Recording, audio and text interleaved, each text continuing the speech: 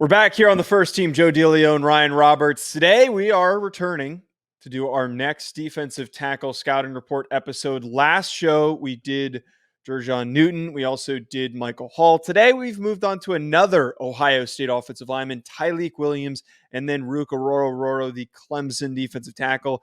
Two very talented players that maybe haven't hit their upside because they were in crowded defensive tackle rooms that have a ton of potential. Ryan, I want to start us off here with Tyleik Williams, who, getting ahead of it, I liked what he brought to the table. I think he's a quality football player. What do we have on his background before we really break him down? Well, I mean, he's a very frustrating player to me. So he's out of Manassas, Virginia. He went to Unity Reed High School, 6'3", 320 pounds. There's no way he's only 320 pounds, but we'll talk about that, I'm sure, in this podcast at some point. He was a number 4 ranked player in the state of Virginia coming out, according to 247 Sports, number 10 defensive tackle. He's a traditional Ohio State recruit, Joe. Very highly recruited, 4-star, 47 tackles. His senior season was a all-state pick. As a junior, led then Stonewall Jackson, apparently was the name of the high school at that point, to 8 wins and a Virginia Class 6A playoff appearance. So, pretty basic stuff, man. 4-star that went to Ohio State. Shocker.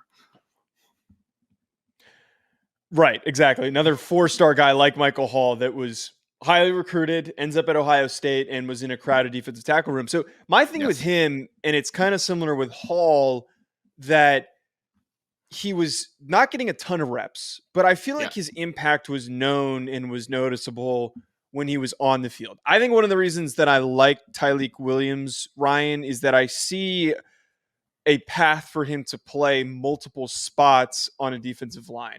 I think he could play as a 1 tech. I think that he could play in a 3-4 scheme. I don't see why he can't be utilized in a number of different ways. But like for me, I liked his anchor. I like the way that he plays against the run, the way that he's able to handle oncoming offensive linemen and also effectively locate the football. I thought that his stats aren't anything crazy, but for how few plays he really was on the field in a given game, his ability to shed and find the football against the run was pretty fantastic to watch. I also think he's got some pass rush upside and just not enough opportunities to really showcase what that ability is and what he can do as a pass rusher, but pretty good hand usage that he has. And I think that he can get home and produce as a pass rusher. He's not a guy that's just strictly a run defender. And I wonder if this upcoming year, if him and Michael Hall, if they get more reps together, they're that primary defensive tackle unit for Ohio State, if he's one of those players who can inevitably take that next step. I don't think there's a more frustrating player that I've watched on film over the last few weeks than Tyleik Williams, Joe. And it's not all because of him. It's also because of the coaching staff. Why is this kid not playing, man? I'm just like, I mean, I honestly, all right, I'll put it like this. I saw him a lot in 2021 as a true freshman, and I thought going into 2022, this guy was going to be a budding star. I was like, that dude is going to be phenomenal. And he was still good in the reps that he got, but to your point, it just wasn't enough. Like, he just didn't get enough opportunity for whatever reason.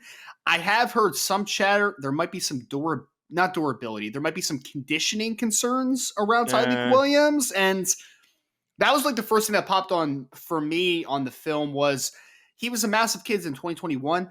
I do feel like there's some bad weight on him, though. Like, I really think that there's just some bad weight. He needs to trim it down. Like, he's listed at 6'3", 320. Is there any chance this kid's only 320 pounds? Like, any chance based upon the 2022 film? I mean, you could have told me he was 340, and I'd be like, yep, I can see 340. Like, I can 100% understand that. I will say this. With that negative in mind, this kid's really talented, man. He could be one of the better defensive tackles in this class. He could be one of the best defensive tackles in college football. In 2021, as a rotational player, when he was in a little bit better of a shape, in my opinion, he had 5 sacks as an interior rusher. I think this kid is a Jonathan Hankins-esque football player at the next level, potentially. A really incredible run stopper, potentially. And a guy that also has a little bit more juice and a little more pass rush than you maybe anticipate for a guy his size. He looks like pure 0-1 tech, to your point, but you can line him up a little bit as a 3 at times. You can line him up as a 4-4-I. You can move him around 2-2-I. You can utilize this kid. I'm very frustrated, though, after watching him. Very frustrated because I wanted to see a full scope of what he could be. And for whatever reason, we didn't see that. Is that partly because of the depth? Is it partly because of the coaching? Is it partly because of the conditioning concerns? I think it all kind of plays together. I'm hoping this year we get a fully succinct and dialed in Tyleik Williams. Because there is here's a take, Joe. There's a reality where Tyleik Williams is the number one defensive tackle in the 2024 NFL draft class. There's a possibility that happens, but he's not there right now. Can he get there? I think so. But I'm questioning why I just did not see enough of him in 2022. It was just very maddening to me. I absolutely think that there's definitely a path for that to happen, for him to reach that point of being the number one defensive tackle in the class, because he's got all the juice. Like, he's a really good athlete. He's flexible. He redirects well. He's got good body control. Yep. He's got everything that you want in the book for a really explosive defensive tackle. But like you're talking about, inconsistency does show up a lot on film. I think he's got a higher ceiling than his teammate Michael Hall. And for that reason, I did give him a top 100 grade. I'm willing to bet on, if maybe he makes a slight progression and he is a primary defender amongst this defensive line, this Ohio State defensive line, at the very least, I think he's good enough right now to be drafted based on potential in the top 100. Does still need some work, but like you're talking about, I could absolutely see that world where he is the first or second defensive tackle off the board. I was a little more tentative with him, top 150 on him, because I do think that there is that world. This kid, if I was selling him to an agent, Joe, I would say this is a top 150 football player right now that is top 50 upside. That's how I would coin this kid. I think that that's what he has in his arsenal, because you just don't see guys that are 6'3", 320 plus that can move like him all the time. Like, there's just not that many of them, which makes him a semi-rare football player. It does. But the player that he can be and the player he is right now, or at least he was in 2022, they're very far apart, man. They are. And I'm in the portion of summer scouting where I'm going to bet on some guys, right? I'm going to bet on some guys to take that next step.